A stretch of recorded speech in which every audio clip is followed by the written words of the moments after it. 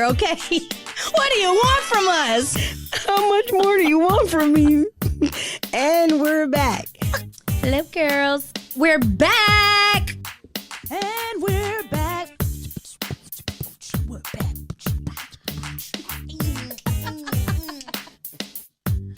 And we're back. Welcome back. Welcome back. Welcome back. Cha-cha-cha. Hey, y'all. It's your girl, Taylor. And Toya. This is the Heaux Bag. Be sure to subscribe to our podcast on your favorite streaming platform and follow us on Twitter and Instagram at _Heaux Bag. That's _HEAUXBAG. Keep up with our shenanigans. Bye. Bye. And I'm back. With Delicia. Hey, y'all. And today we're talking about feminine energy. Good morning. And Toya couldn't be with us today, but she's here in spirit. And you know we got to do Twitter news to kick it off. So I'm going to let Delicia read all this riffraff because it's going to tie into our feminine energy conversation. Yes. So I'm just going to read the part that kind of stuck out to me the most when it came to this particular issue. Okay, so let me find it. So while she's finding it, it's about, we got mixed feelings on this podcast. It's about Joe Budden's remarks in regards to Megan Thee Stallion, Houston's finest, Tory Lanez, Evelyn Lozada, and Chad Ochocinco. Yep. Okay, So I will say just like a synopsis or like a high level point is that Joe Budden seems to think men accused of physical abuse become the victims if the actual victims keep talking about their abusers publicly. And this is tying into Megan Thee Stallion sitting down with Gayle and Evelyn Lozada and Tahiri speaking on their experience and how they're basically saying, like, how dare you say anything like that because they are the true victims. So he's saying that men are the victims. They're becoming victimized because people keep, I guess, basically ruining their reputations when they talk about the domestic encounters that they've had with women. And he's basically saying that you're now being a bully to me because you're going on the internet and you're constantly saying, you hit me, you did this, you did that, you did this, but that's not necessary. That's Mr. Joe, Mr. Joe, why would you come on here and open your mouth about women and men fighting? I think anybody, when it comes to domestic violence, if you weren't there, you need to shut up and mind your business. Correct. First of all. Yes. Secondly, how do you tell somebody who, I think in the hip hop community, everybody's trying to discredit Meg that she actually didn't get shot and that they're trying to justify it. Well, you were sleeping with him. So she could have slept with him right then and he shot her. It don't matter. At the point you pull a gun out on somebody, that is a problem, big dog. Right. Like, it's not okay. And so I think our subject, what we're talking about is wounded feminine energy. And I feel like when men do stuff like that and have done that for years because it's been okay behavior, I think that it's caused women to develop these traumatic responses of being overly independent, overly, I don't need a man, just like extra masculine. Superwoman. Way more sitting way more in our masculine than we do our feminine energy. And it's not saying that we don't possess both things as humans. So let's put that out there for the record. But at the same time, like she's saying, we end up having to fully sit in both energies. And then masculine energy is way more, I don't want to use the word, like, it's just way more powerful, so to speak, than the feminine energy. And then we just end up living like that day to day. And it's not fair. It's not something that we have to do. We need to do at times, and it sucks. Before you get into that, did you know exactly what feminine versus masculine energy was before this subject came up? Absolutely.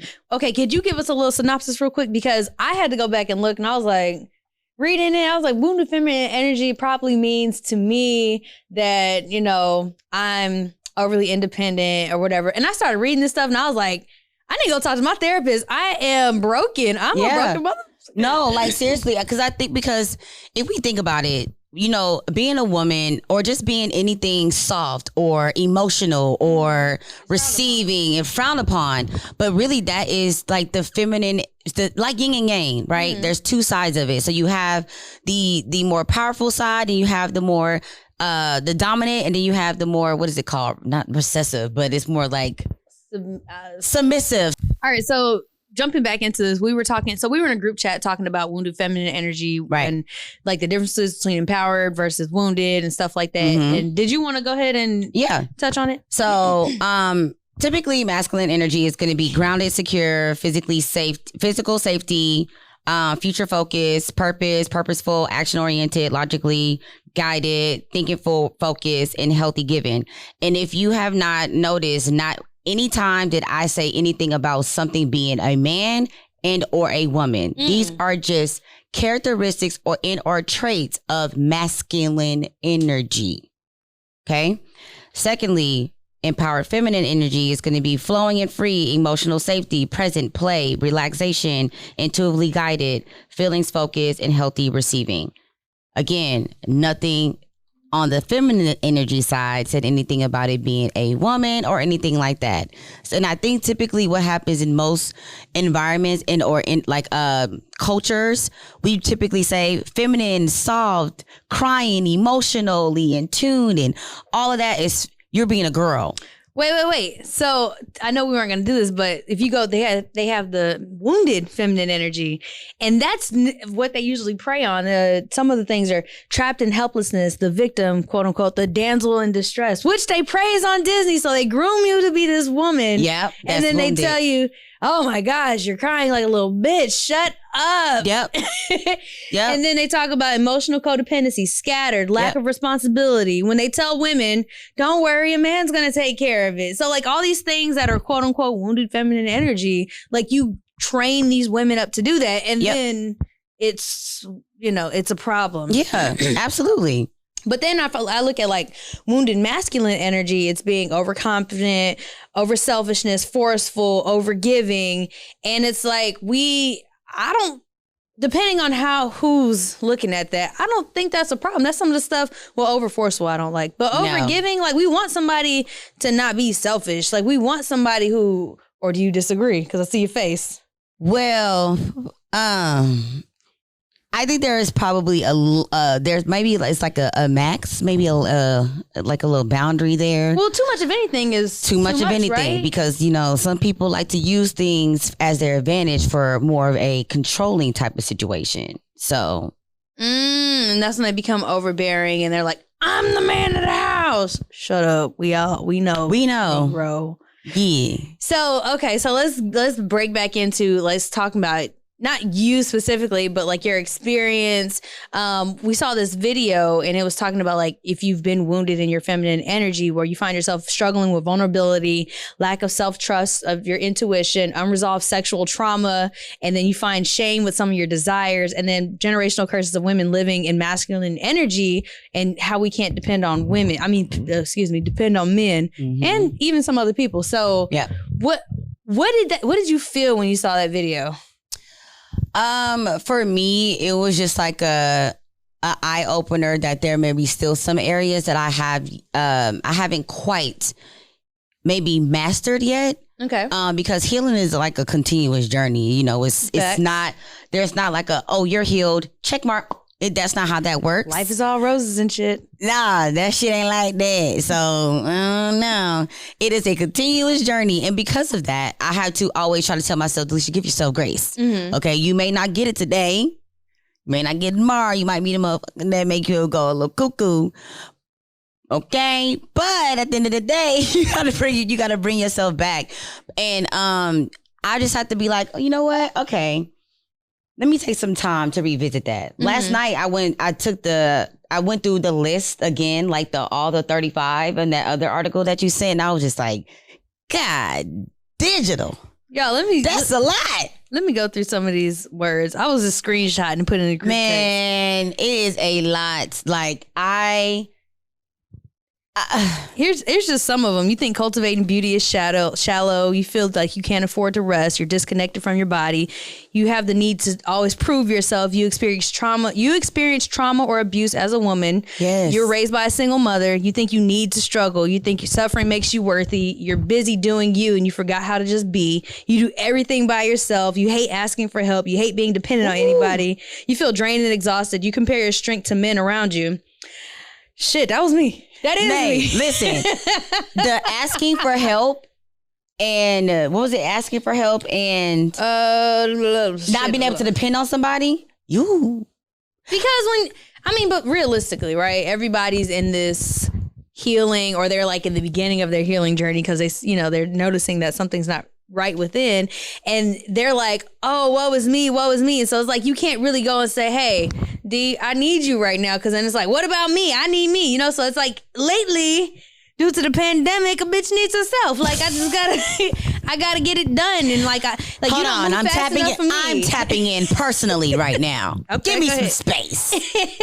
No, yeah, I get that. But it's like, you tell somebody, hey, I need this done at this time. So it's funny, I'm talking about LP. LP was like, he called me the other day and he's like, Taylor, he was like, you have this sense of urgency, like you need to calm down. I was like, well, y'all not getting the shit done when I want it done. I was like, I'm just sitting around waiting for shit to happen. I'm like, let me know how I can go help you get it done. Like, cause I'm a doer. And so, yeah. And that's just an example. It's not about any dependency on men or women, but it's more so like, I've been functioning in this role for so long. Absolutely. But then when we're at work, cause you're a career woman, if you don't get it done, they always say in the application, self-starter, thrives in ambiguity. And like, we have to get up and go get shit done. They don't want nobody to sit around and wait for them to tell you what needs to be done. They want people, they don't want you to wait until a problem arrives. They want you to be proactive. So you got to go out and see, is there a problem somewhere? And sometimes you got to find a problem at work to keep your job. Like, and that's how we are as women, right? Yep. So I don't see how it's wounded American energy, maybe. No. It's wounded feminine energy, like you said, because we as humans possess both.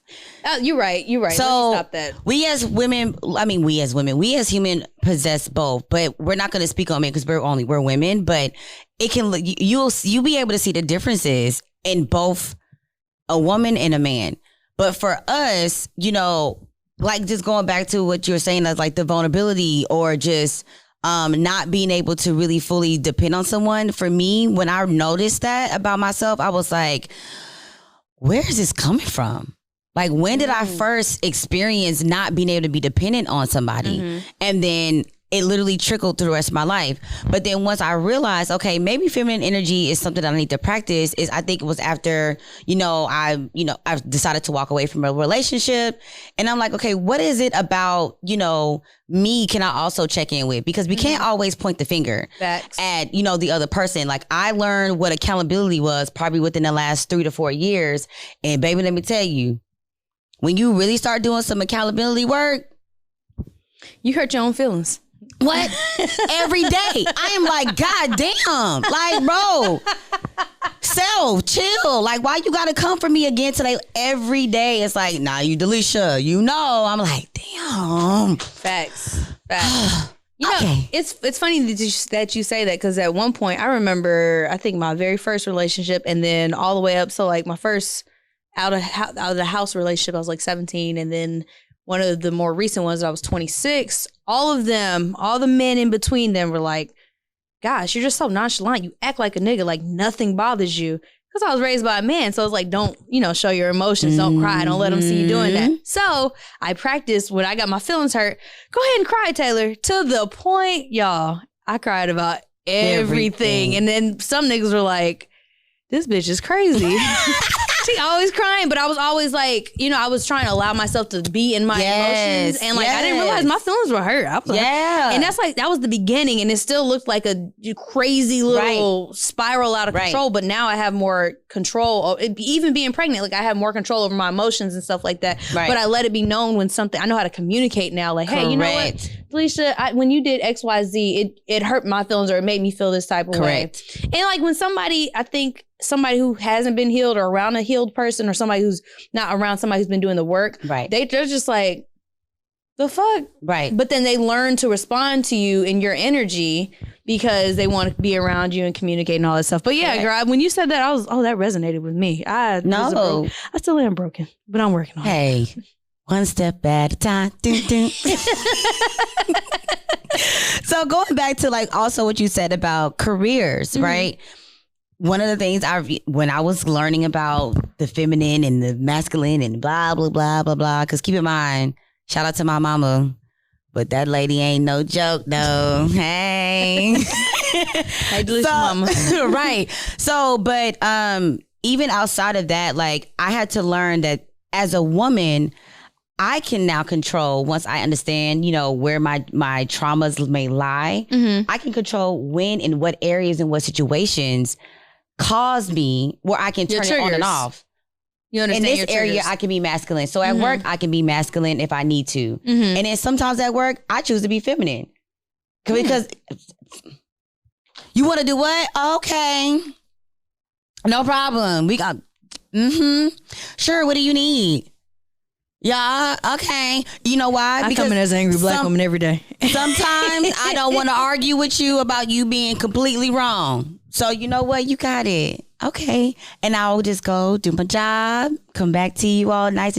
And for some reason, that's been working in my favor.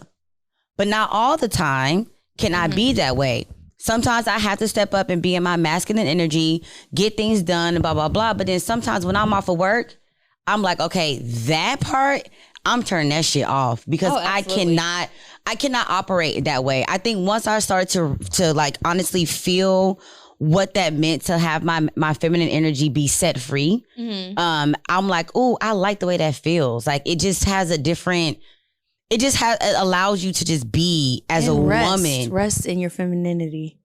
I didn't understand what that said, but when you're saying that, like you just get to just exhale. Yep. Now, when we talk about like vulnerability in that space too, I had to learn like there is like there's two sides of that, right? I saw somewhere where it talked about if you know, as a woman being vulnerable, you should be easy to be vulnerable. But I saw that sometimes people use over vulnerability to force closeness. And to get someone and get things out and that, like basically being overbearing in their vulnerability for a response. So learning how to be balanced with your vulnerability is something that I had to learn too.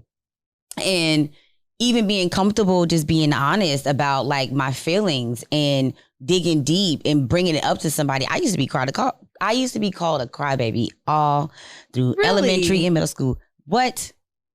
Yes, I was called a crybaby all the time. And I just realized this like the other day. I'm like, dang, why? I'm like, you know, I'll let a situation happen and I'm sad, but I only cry for so long. I don't really cry too much in front of the person who may have wronged me.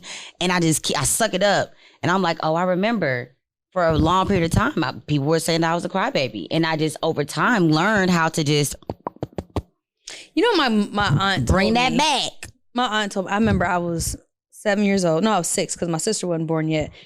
And she was like, I don't know what I was crying about, but she came sat on the stairs and she said, come here.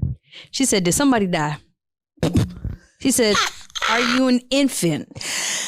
Then what the fuck are you crying for? Dang, auntie.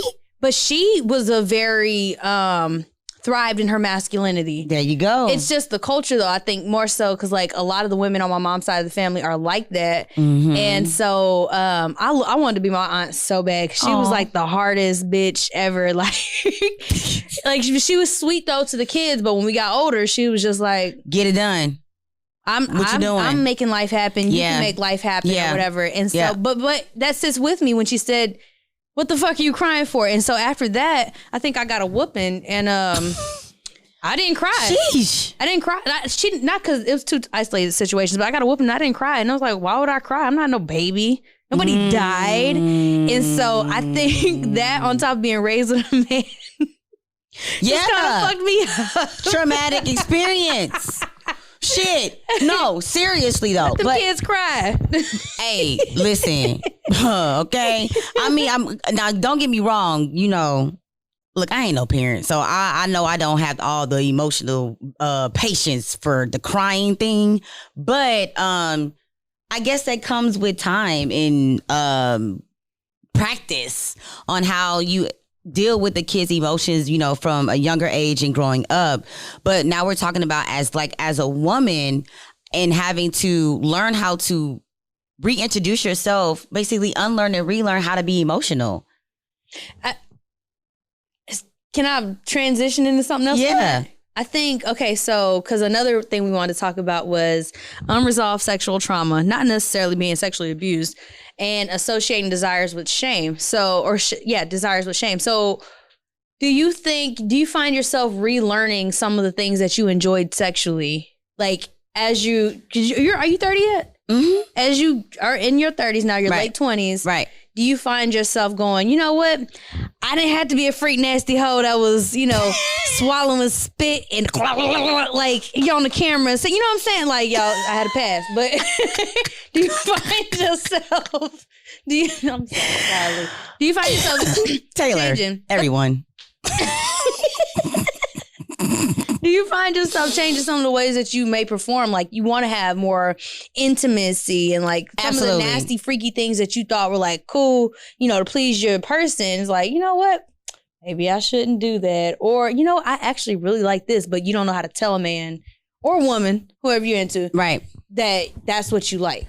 Definitely.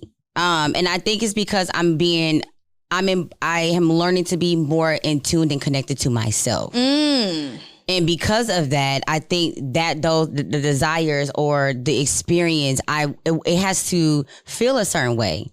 And if it doesn't feel a certain way, I'm going to easily feel as a person degraded. Mm-hmm. I'm going to feel like an object. I'm going to feel as like I'm just not human, like, because I'm only being used for just your desire and your pleasure at the end of the day. Right. And I don't think that's fair. So once I start to sit within myself and get connected to myself and my body, I'm like, I don't like that. And I don't want that experience. So, thanks. And sitting on that. And also, and we had this conversation yesterday, women being more in charge or, I won't say, well, I guess in charge of their sexuality, their sexual experience, how they want to go on in the world. And I think as more women kind of grasp that for themselves, their experiences will change. Facts. Because I think you start going, and I'm only kind of speaking from my experience, you go, okay, I want different, right, in this area of my life. Mm-hmm. But then it starts affecting everything else. And so you think about like the affection that you have with a man or another person, and you go, you know what? I'm only fucking them because I want somebody next to me. I want a warm body. Or I'm only fucking them because I think that's what they want. That's what's going to keep me around. I'm only doing XYZ because of this. And then you go, I'm really not comfortable with that. I really don't like that. Like, it's not, I'm only fucking you when I get high. Now I'm sober. And I'm like, don't like you. Don't want to do it. And so don't like your voice. Don't want to see your face. Everything pisses you off. Everything irritates you. Yeah, because I think at the end of the day, going back to like the wounded energy, we may have unfortunately been taught to use these things to gather closeness. So because I want you to be close to me, I don't know how to use my words. I don't know how to sit in I'm disconnected from my emotions. I'm disconnected from the verbiage to properly say, hey, I need, or can I have, or we don't know how to request or sit back and receive. Now that you say that, I realize when I stopped becoming super hypersexual, I became very masculine. Like, oh no, I probably make more money than you. Oh no, I've been here. I could do X. I could change a tire. I could do all this stuff, showing them that I was easily compatible and like I just didn't have that was sex. On that list, right? And it's just like, dang, like why did I try to go above and beyond to prove myself? Because men kept breaking us down to these, and I think that's why I was also triggered on one of the episodes I think we had with Certified Steppers podcast. They were like, Cam Newton said something about a woman could be all these things, but then can she cook? And it triggered me, and I was like, dang, I don't want people to think like I'm mad because they say, oh, she can't cook. No, I'm more so mad because like we are equals. And you're diminishing me down to this small One little task. fucking life requirement, Right. but survival skill. Right. And it, like, can she fuck? Can she clean? Can she cook? You didn't ask me, was I smart? The things that I worked hard for. You didn't ask me, was I emotionally capable of nurturing you and your kids? People don't ask that shit. We're the ones who have to ask that. And it's annoying because it's like, dang, we still got to do more, triple the work. You still got to work. We still got to make sure we're, like you said, like career driven. Yep. We still got to make sure we cook, clean, and fuck. Yep. And then we still got to make sure we're emotionally stable. Yep. Because I hear a lot of men talking about, oh yeah, I don't like when my wife talks to my kids like this. I don't like when my baby mama does this with my kids. Like, she's just crazy. That's not a mother. And it's like, dang, we have to learn how to do that shit too. I'm tired, Delicia. I'm the shit. You and me both. Duh, you not alone. Sheesh. When were we broken? When did this happen? Did it happen during the women's suffrage march? Like, when did this shift change? When do you think that happened? And do you think it's only a black thing? Do you think that other people are allowed the opportunity to learn how to be emotionally compatible and I stable? think it can be I definitely believe it's a human thing. Okay. But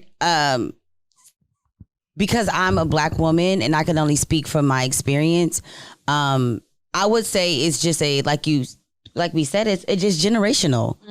These things have been going on. There's so many different things that happen in each generation that caused the shift in responsibilities for the roles of women and men.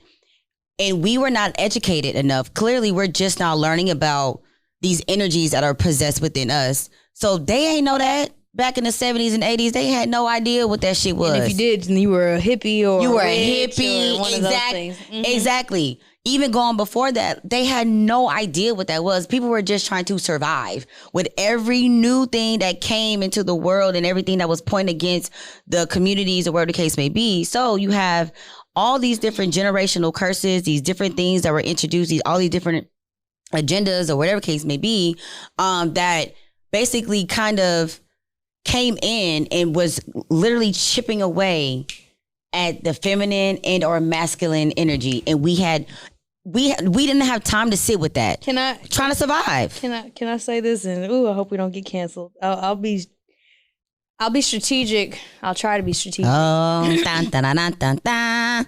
But I blame religion because I can only speak. I grew up in a Christian household, but reading the First Testament, Old Testament, when women were on their cycles, you weren't allowed to go to church, or you weren't allowed to cut your hair, which is why you see the Mormons and the let me stop naming people, but you see those types of subsections of Christianity where women, when they are doing feminine things, they have to be hidden, and it's not included in the rearing of life and childrenhood and all that stuff. So of course people are functioning in what they believe the version of their Bible that they subscribe to says that we have to do, and it neglects people being emotional. It neglects the natural. They just tell women you're supposed to take care of the baby. But they also, men are also like, well, the reason why men are successful is because we don't think with our emotions. We think with logic. And so I think, again, I'm trying to be not disrespectful, but I think the lack of information put into those doctrines has hindered us over the years, especially as we keep trying to justify, like people are still trying to say, oh, I have feminine energy, I have masculine energy, and still be religious. So they're trying to get all of them together. There's so many different things. So many things. That's why I was saying there's so many different things at different levels that can aid in that. For some people, like what you're saying, it could possibly be that the religion may have not educated them enough. For some people, it could be their households that literally dismantle anything that they had an idea of when it comes to these things. It could be television. It could be it could be their environment. Absolutely, social media and television. It can be so many different things that literally have gotten us to a point where we as women are so disconnected from ourselves and our bodies and our energy and what we have to offer and how to be soft and how to do those things. Now, granted, I ain't trying to disrespect nobody, but while we have the things that happen to us, we have our counterparts that don't make it no better. I would say the lack of safety that women feel in men to even sit in their feminine energy sometimes it's non-existent. I'm not going to say safety. It's not just physical. It's not just they don't physical. Understand that. No, safety goes beyond the physical. It's spiritual. It's emotional. It's I don't even know, financial. It's all these different things. And again, I'm not saying you got to be a millionaire, not saying you got to make six figures. I'm just saying you know where you're trying to take this boat. And I can fully trust you in knowing that I can sit back and allow you to lead. That is called safety in so many aspects. But guess what? Just like you don't know what safety is as a man because you never been saved by your father if you're in a single parent home, we got the same experience. Mm-hmm. So it's affecting everybody. I agree. So that's just my opinion, you know. I don't know everything. And I want you to think of your Heauxtip, but excuse me, I didn't bring no water up here. Golly. Safe spaces. I think I used to gosh, I'm talking about a lot of past. I used to enjoy dating older men because I felt like they were more responsible in life and it was just easy not to have to deal with the little bullshit, right? But the one thing I didn't get from them were safe spaces to come to you as who I am. And then they would go, oh, you're just emotional. Oh, you're this and that. And you always think that I haven't created space. I told you could talk to me. I'm like, yeah, but when I try to bring the subject up. Right. Then it's, oh, here you go. Yeah. It's never, let me just listen. They don't know. Without interrupting. It's never, you know, and even then, I think a lot of people don't know how to listen. It's more so, if I say, damn, girl, I was like, my shoe keeps hurting. Instead of you just letting me complain about that, you go, here, maybe you need another size. Or here, maybe you're always trying to provide a solution when I know damn well I'm just complaining because I'm having a bad day right now. Or whatever the case. Not saying that's everybody's case, but sometimes y'all don't know how to listen. Y'all come, you need to do X, Y, Z. Well, I noticed when you wore them shoes last week, you broke your foot. And so like, you fucked it up yourself. You're the reason of your problems. And so y'all don't create these spaces because you don't know how to communicate. Right. But that's a whole nother. That's a whole nother topic in this motherfucker. Thanks. So with that being said, with everything we talked about today, Tory Lanez, Meg, more so we talked about Joe Budden discrediting Megan and Evelyn Lozada, and then we went into wounded feminine energy. Do you have a Heauxtip? Heauxtip. Shit. No, not really. I would say, you know, take time. If you need a break, take a break. Shit, from life, and you know, just do something. Maybe go read a book, go for a walk, just do something new, try something different. Just take a break. You ain't got to be doing something all the time. Take a nap. How about that? That's my whole tip. Take a nap. She said, go to sleep, ho. My whole tip is totally unrelated because I kind of wanted this to be like a did you see that moment, but I forgot to bring it in because I kind of had to jump into today's subject. But there was a tweet where this girl was like, oh, I got your nigga's forehead on my tummy. And this lady was like, there's really such a thing as fat privilege. You hoes just want to be side bitches or something like that. So then they get into an argument and the lady goes, don't you have married niggas dick to suck? Oh, you feared of nobody wanting to marry you, so you become a sputter out on the side. Sis came back and said, why would I get married at 25 when I have women like you that build the perfect men for me to marry at 30? Make sure you train your nigga to cook. I like my eggs scrambled. And on that note, bye.